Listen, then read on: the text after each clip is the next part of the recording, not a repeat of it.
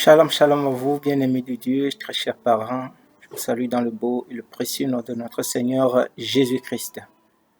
Vous savez, nous sommes dans un monde où depuis la nuit des temps où Satan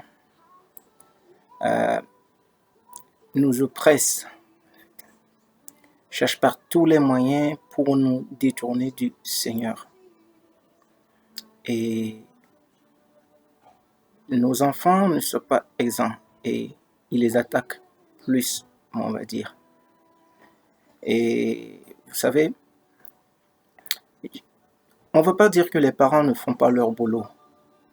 Non, loin de là. Il y a pas mal de parents qui se donnent, qui œuvrent véritablement pour le bien-être de leurs enfants. Et quand je parle du bien-être, il est question également aussi du côté spirituel, que leurs enfants puissent être enracinés dans le Seigneur.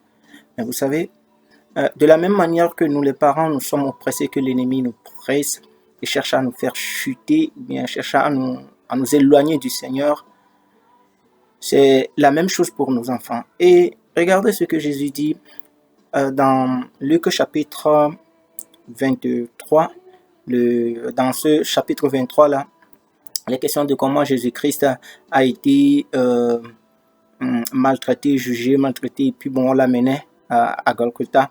Et quand il y avait ces femmes-là qui pleuraient, qui se lamentaient et pour Jésus, et Jésus leur avait dit, écoutez, ne vous lamentez pas, ne pleurez pas sur moi, mais pleurez plutôt pour vos enfants, pour vous-même. Et plus loin maintenant, le verset 31 dit, car si l'on fait ces choses au bois vert, qu'arrivera-t-il au bois sec?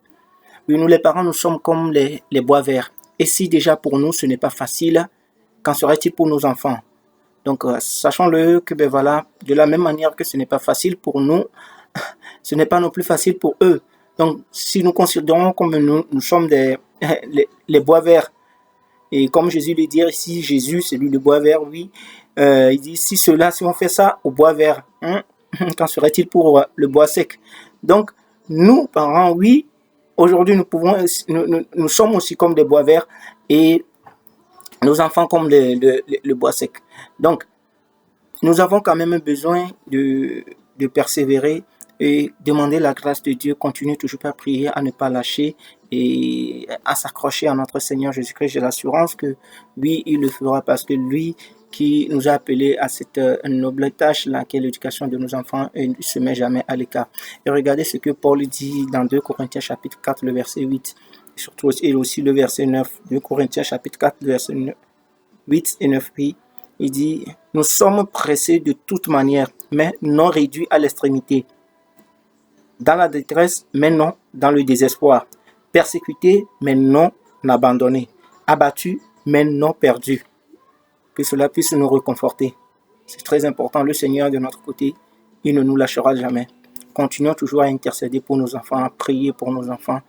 Nous le savons, les parents se donnent. Il y a beaucoup de parents qui se donnent et qui prient, qui sont tellement assoiffés de voir leurs enfants enracinés en Dieu. Alors, continuons. Le Seigneur est de notre côté. Nous sommes plus que vainqueurs par le nom de notre Seigneur Jésus-Christ. Shalom. Merci.